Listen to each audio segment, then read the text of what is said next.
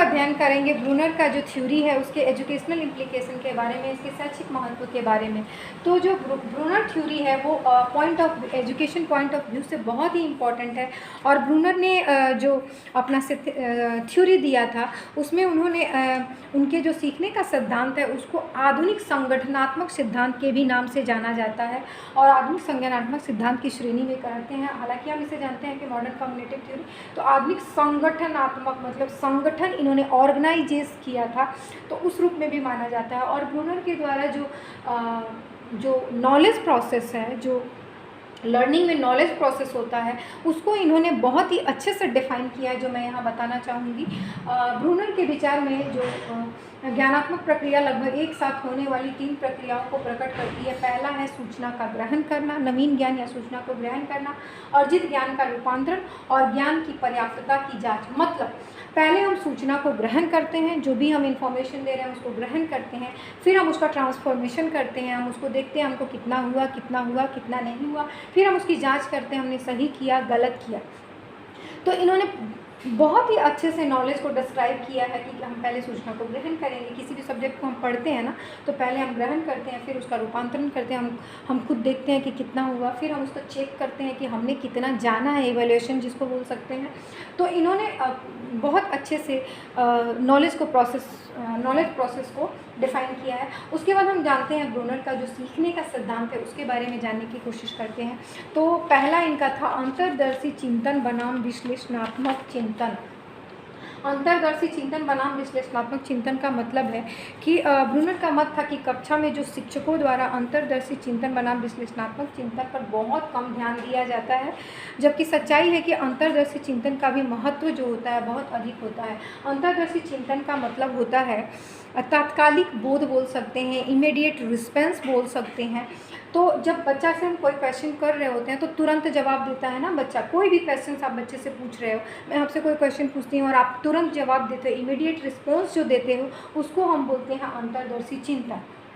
तो हम लोग नॉर्मल क्लास में क्या कर रहे होते हैं, ब्रूनर का कहना था कि नॉर्मल क्लास में क्या करते हैं, टीचर्स जो होते हैं अंतर्दर्शी चिंतन को जो डिस्करेज करते हैं, मतलब हतोत्साहित करते हैं और विश्लेषणात्मक चिंतन को ज़्यादा महत्व देते हैं। तो इन्होंने बोला, ब्रूनर का ये मत था कि अंतर्दर्शी चिंतन को भी हमें महत्व देना चाहिए, उसे हमें हतोत्साहित नहीं करना चाहिए बल्कि उसे भी प्रोत्साहित करना चाहिए। और समस्या के समाधान में हमें दोनों चीज़ को, मतलब कि अंतर्दर्शी चिंतन को भी और विश्लेषणात्मक चिंतन दोनों को भी महत्व देना चाहिए। ठीक है। उसके बाद हम विषय की संरचना पे बात की थी, जिसे स्ट्रक्चर ऑफ डिसिप्लिन भी इन्होंने कहा था कि प्रत्येक सब्जेक्ट जो होता है, इनका कहना था कि प्रत्येक सब्जेक्ट का कुछ रूल होता है, कुछ नियम होते हैं, कुछ कॉन्सेप्ट होते हैं और कुछ प्रोसीड्यूर्स होता है हर सब्जेक्ट का।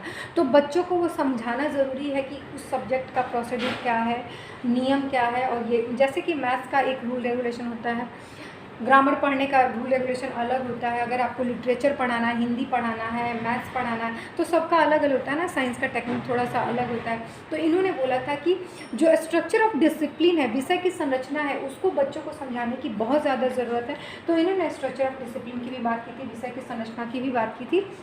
और इन्होंने जो भी शिक्षकों के द्वारा विषय की संरचना को क्लियर करने की बात की थी बच्चों के सामने, ताकि वो कॉन्सेप्ट बच्चों को क्लियर हो सके। उसके बाद अन्वेषणात्मक सीखने की बात करते हैं, डिस्कवरी लर्निंग की बात। जैसे कि मैंने बोला था कि अन्वेषणात्मक सीखना भी ब्रूनर के सिद्धांत को बोलते हैं।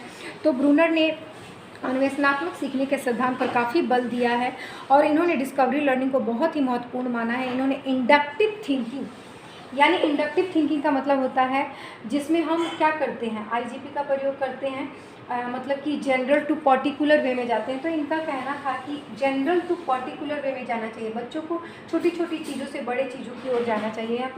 मतलब जनरल नॉलेज से हमको किसी विशेष नॉलेज की ओर जाने की कोशिश करना चाहिए। बच्चे जो होते हैं खुद प्रयोग करेंगे तो छोटी छोटी चीज़ों से वो क्या है, अपना कॉन्सेप्ट एक अलग ला देंगे।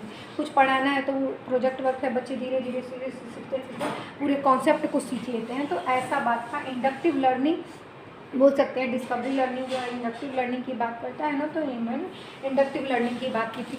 उसके बाद संबंधक का महत्व कहते हैं, संबंधक का महत्व, इम्पोर्टेंस ऑफ रिलेवेंस की इन्होंने बात की थी कि हमेशा सब्जेक्ट को मतलब कि अलग अलग नहीं करना चाहिए। इनका कहना था कि 2 सब्जेक्ट में संबंध होना चाहिए हमेशा। जैसे कि अगर हम साइंस पढ़ रहे हैं तो साइंस का केमिस्ट्री है, फिजिक्स है, मैथ्स है, तो बिल्कुल अलग नहीं होना चाहिए, बल्कि एक सब्जेक्ट दूसरे सब्जेक्ट में एक सब्जेक्ट का दूसरे सब्जेक्ट में काफ़ी महत्व होना चाहिए। और इन्होंने एक बुक लिखा था जिसका नाम था द रिलीवेंस ऑफ एजुकेशन, जिसमें इन्होंने समानता के महत्व की बात की थी। और ब्रूनर ने कहा था कि दो चीज़ को हमको कोई भी सब्जेक्ट पढ़ाना है तो उसमें दो सब्जेक्ट को ज़रूर लागू करना चाहिए। एक तो सामाजिक चीज़ें होती हैं और दूसरी पर्सनल चीज़ें होती हैं। तो सामाजिक संबंधता और पर्सनल व्यक्तिगत संबंधता दोनों को हमको कहीं ना कहीं से जो हम सब्जेक्ट पढ़ा रहे हैं उसमें संबंधित कर देना चाहिए। जैसे विद्यालय समाज का लघु रूप होता है, तो उसी से संबंधित इन्होंने बात की थी कि जो भी हम पढ़ा रहे हैं उसमें आपस में संबंध होना चाहिए। तत्परता की बात इन्होंने की थी, रेडीनेस की, कि ब्रूनर ने बालकों को सीखने की तत्परता की एक महत्वपूर्ण दृष्टिकोण से व्याख्या की। और उनका कहना था कि प्रत्येक वर्ग के लिए पाठ्यक्रम तैयार करना चाहिए, और जो भी शिक्षक है, जो पाठ्यक्रम है, उसको पढ़ने के लिए बच्चों में तत्परता की भावना लाना चाहिए। जब तक तत्परता की भावना नहीं होगी तब तक हमारा लर्निंग जो होता है इफ़ेक्टिव नहीं होगा। तो इनका कहना था कि जो भी बच्चे को हम सिखा रहे हैं उसमें टीचर के द्वारा तत्परता की भावना को लाना चाहिए, उनके वर्ग के अनुसार, उनके सिलेबस के अनुसार, उनके के अनुसार टीचर को हमेशा बच्चों को तत्पर रखना चाहिए सीखने के लिए। उसके बाद शिक्षार्थी द्वारा स्वयं कार्य करने का महत्व, जैसे कि अन्वेषणात्मक सीखने की जो डिस्कवरी लर्निंग है कहीं ना कहीं इससे रिलेटेड है कि शिक्षार्थी द्वारा स्वयं कार्य करने को महत्व देना चाहिए। इसमें पहला इन्होंने बहुत अच्छे से बात की थी कि इसके दो फायदे हो सकते हैं। पहला तो छात्र विषय या पाठ को ठीक ढंग से समझ पाता है और जल्दी से जल्दी सीख लेता है, ज़्यादा दिनों तक याद करता है। जो भी हम स्वयं अगर बच्चा काम करके सीखेगा तो ज़्यादा से ज़्यादा दिन तक याद रखेगा और जल्दी सीख भी लेगा, ऐसा उनका कहना था ब्रूनर का। तो ये ब्रूनर के द्वारा जो पॉइंट ऑफ व्यू एजुकेशन में दिया गया है बहुत इंपॉर्टेंट है। ब्रूनर के अनुसार जो एजुकेशनल इम्प्लीकेशन है वो बहुत इंपॉर्टेंट है। और ये सारे पॉइंट मैंने जो आपको बताया है सबको आप सभी लर्न करेंगे। Thank you so much.